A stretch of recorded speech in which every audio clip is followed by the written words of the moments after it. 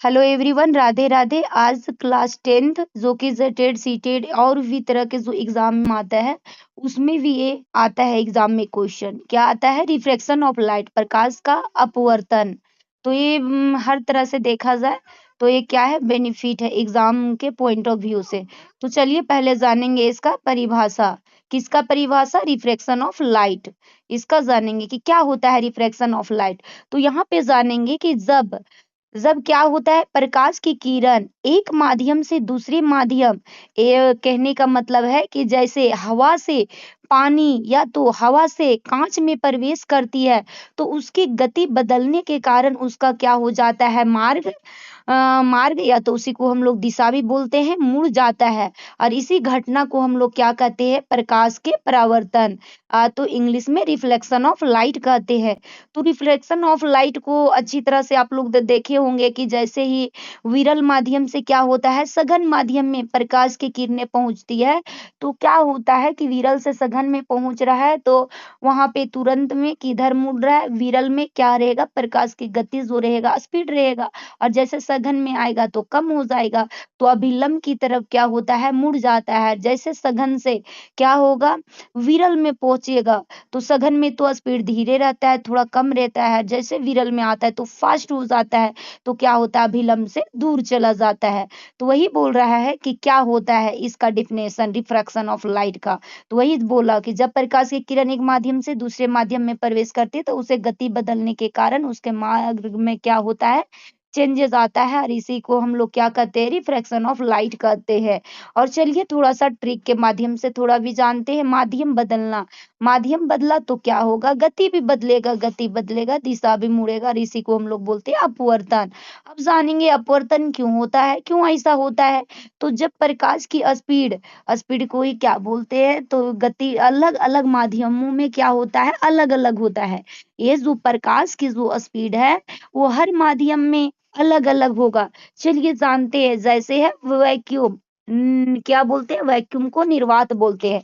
तो निर्वात में जो रहेगा वो प्रकाश की चाल जो है, स्पीड जो है वो सबसे अधिक रहेगा, 3 लाख किलोमीटर होता है। और यहीं पे यहाँ देखते हैं और या तो मीटर पर सेकंड में करेंगे, 3 × 10⁸ मीटर पर सेकंड वैक्यूम में प्रकाश की स्पीड होता है। और हवा में भी देखा जाए तो थोड़ा सा उसके कंपैरिजन में, जैसे वैक्यूम में 3 × 10⁸ मीटर पर सेकंड होता है तो हवा में थोड़ा उससे क्या हो जाता है, कम होता है। लेकिन लगभग वही हम लोग काउंटिंग करते हैं, 3 × 10⁸ मीटर पर सेकंड। और इसी को यदि लेंगे तो क्या लेंगे, 3 लाख किलोमीटर। फिर पानी में देखा जाए तो इसके कंपैरिजन में क्या होता है, तो और स्पीड घट जाता है। पानी के बाद देखा जाए प्रकाश की स्पीड तो इसमें ग्लास में और कम हो जाएगा। तो यहाँ यदि बोला जाएगा कि क्या होगा, एयर और वाटर में देखा जाए कि किसमें प्रकाश की जो स्पीड रहेगा तेज रहेगा, तो यहाँ पे एयर हो जाएगा, विरल माध्यम का कार्य करेगा। सापेक्ष देखा जाता है, एक के सापेक्ष दूसरे का, तो यहाँ पे कंपैरिजन किया जाएगा। तो हवा में देखेंगे तो हवा में क्या है, ये विरल का भांति कार्य करेगा। पानी जो है वो डेंसर, विरल को ही रेयर बोलते हैं, वाटर वाला सघन वाले को डेंसर कहते हैं।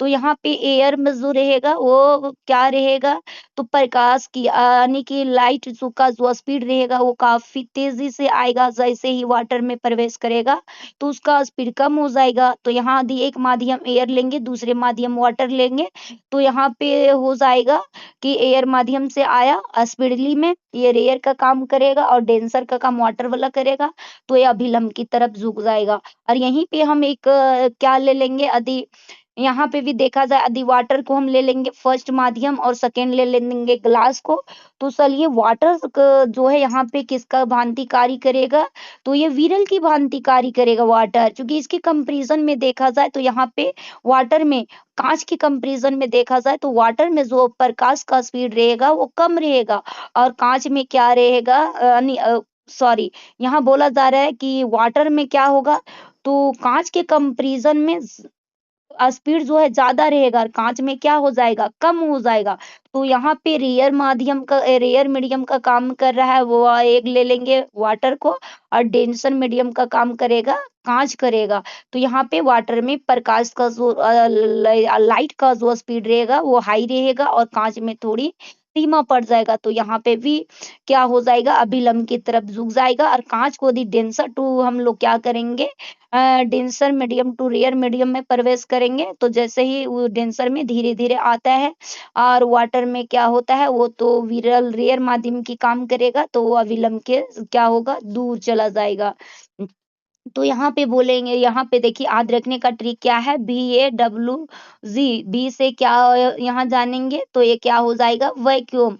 और ए से क्या हो गया, एयर। वी से क्या हो गया, वाटर। जी से क्या हो गया, ग्लास।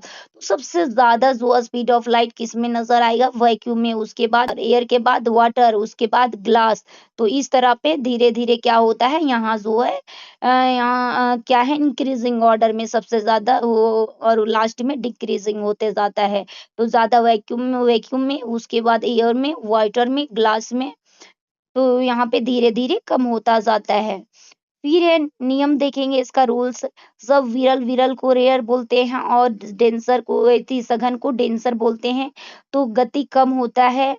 और क्या होता है, तो गति जो है कम होती है और किरण नॉर्मल की ओर झुक जाती है, जैसे ही विरल माध्यम से सघन माध्यम में प्रकाश की किरण प्रवेश करते हैं। तो इसका जैसे विरल में गति जो है थोड़ा स्फीति रहता है, ज्यादा रहता है, लेकिन जैसे ही डेंसर में पहुंचता है तो गति कम हो जाती है और किधर है, किरण जो है अभिलंब की तरफ मुड़ जाता है। ठीक है, सघन और सा से समीप हो जाएगा, लास्ट वाला देखा जाएगा। तो यहाँ क्या हो जाएगा, ये सामने मुड़ जाएगा अभिलंब के सामने, और सघन से विरल माध्यम में जाएगा। जैसे ही डेंसर टू विरल में पहुंचेगा, डेंसर टू रेयर में पहुंचेगा, तो ये गति क्या होती है, बढ़ जाती है। पहले जैसे हम ही लोग यदि भीड़ वाले जगह पे चलेंगे तो स्पीड थोड़ा कम रहेगा, जैसे ही भीड़ से थोड़ा आगे निकलेंगे जहाँ पे लोगों की ज्यादा भीड़ नहीं होता है, तो हम लोग का भी चाल क्या होता है, स्पीड होता है। तो उसी प्रकार से जैसे ही सघन से डेंसर टू रेयर में पहुंचेंगे, तो सघन में तो काफी थोड़ा रहता है, स्पीड जो रहेगा कम रहेगा। जैसे ही यहाँ रेयर माध्यम में पहुंचा, वैसे ही गति क्या होगी, बढ़ गई, और ये क्या हो गया, नॉर्मल से दूर मुड़ेगा। ठीक है, वी से विरल, और द विरल में क्या हो जाता है, विरल इक्वल टू दूर, यानी विरल लास्ट वाला देखा जाएगा। फर्स्ट में तो डेंसर और लास्ट में नीचे आया विरल, और जैसे ही विरल में पहुंचेगा तो क्या होगा, दूर चला जाएगा। याद रखने का सुपर ट्रिक क्या रहेगा, तो देख ही रहे, धीमा इक्वल टू नॉर्मल में रहेगा और तेज नॉर्मल से दूर में रहेगा। उसके बाद है स्नेल्स लॉ। स्नेल का नियम क्या दिया था, तो एन इक्वल टू साइन आई बटा साइन आर, और साइन ये जो आई जो था आपतित किरण, और ये था आर जो था अपवर्तित किरण का ही, और उसी को निर्गत कोण भी बोलते हैं। जहाँ पे आई बोला जा रहा है क्या है, एंगल ऑफ इंसिडेंट, जिसको आपतन कोण बोलते हैं, और आर क्या है, एंगल ऑफ रिफ्लेक्शन, जिसको अपवर्तन कोण बोलते हैं। आई को आपतन कोण, एंड एंगल को क्या बोलते हैं, अपवर्तन कोण बोलते हैं। एन क्या है, रिफ्रैक्टिव इंडेक्स, कहीं एन को म्यू से भी दिखाते हैं।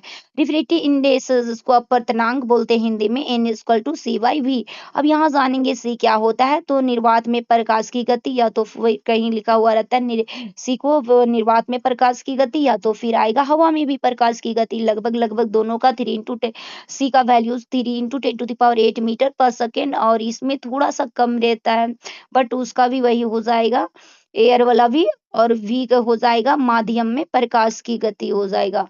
तो ट्रिक है, एन जैसे ही रिफ्रैक्टिव इंडेक्स क्या रहेगा, हाई रहेगा, तो वैसे स्पीड क्या हो जाएगा, कम होगा। यदि रिफ्रैक्टिव इंडेक्स हाई तो स्पीड क्या होगा, कम होगा। अपवर्तनांक जितना अधिक उतना ही उसकी गति क्या होगी, कम होगी। जिसका ज्यादा अपवर्तनांक रहेगा उसका गति क्या रहेगा, उतना ही कम हो जाएगा। अब जानेंगे तो अपवर्तनांक किसका ज्यादा रहेगा, तो यहाँ अपवर्तनांक किसका ज्यादा देख रहे हैं, तो वैक्यूम का देख रहे हैं। तो वैक्यूम का जो अपवर्तनांक ज्यादा रहेगा वो तो उसका जो है गति थोड़ा कम हो जाएगा, और जिसका अपवर्तनांक जो रहेगा कम रहेगा, यहाँ देख रहे हैं अपवर्तनांक अधिक कम रहेगा, तो स्पीड क्या हो जाएगा, ज्यादा हो जाएगा। चलिए दैनिक जीवन में भी जानते हैं उदाहरण में। दैनिक जीवन से संबंधित उदाहरण में, पानी में रखी पेंसिल टेढ़ी दिखाई देती है, और क्यों दिखाई देती है, तो ये भी प्रकाश का अपवर्तन के ही कारण दिखाई देता है। तालाब कम गहरा रहता है, दिखाई देता है, ये सभी जितने हैं अपवर्तन के कारण होता है। इंद्रधनुष बनने में अपवर्तन की भूमिका भी होती है। फिर कैमरा, चश्मा और माइक्रोस्कोप लेंस अपवर्तन के कारण ही ऐसा होता है। और ये सब देखिए, ये जेटेड, सीटेड, ये सब सीबीएसई का एग्जाम आने वाले, ये सब एग्जाम के लिए बेनिफिशियल होता है। जैसे ही सिचुएशन देखा जाएगा, ये एयर टू ग्लास में पहुंचेगा। एयर यहाँ जो हमारा है वो रेयर मीडियम का कार्य कर रहा है। ग्लास डेंसर तो कहाँ है, नॉर्मल की तरफ ही आएगा। फिर एक ग्लास टू एयर, ग्लास यहाँ पे क्या का काम कर रहा है, डेंसर, एयर जो है वे रेयर का मात्रा नॉर्मल से दूर चला जाएगा। फिर रिफ्रैक्टिव इंडेक्स जिसका ज्यादा रहेगा तो स्पीड कम रहेगा। यदि स्पीड कम रहेगा तो क्या होगा, वेवलेंथ भी क्या हो जाएगा, स्पीड कम तो वेवलेंथ भी कम हो जाएगा।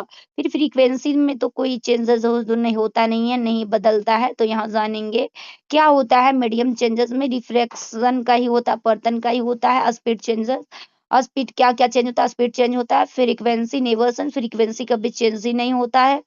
और अब वन लाइनर के फॉर्म में यदि इसको देखेंगे तो माध्यम बदलने पर प्रकाश मुड़ता है, तो उसी को अपवर्तन भी बोलते हैं। और विरल टू सघन में गया तो नॉर्मल की तरफ।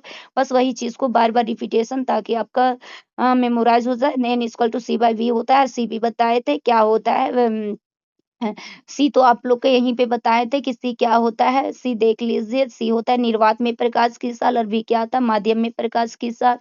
तो वही हो रहा है कि सी बाई भी हो जा रहा है, वैक्यूम में प्रकाश की चाल बटा माध्यम में प्रकाश की चाल। फिर फ्रीक्वेंसी हमेशा समान रहेगा।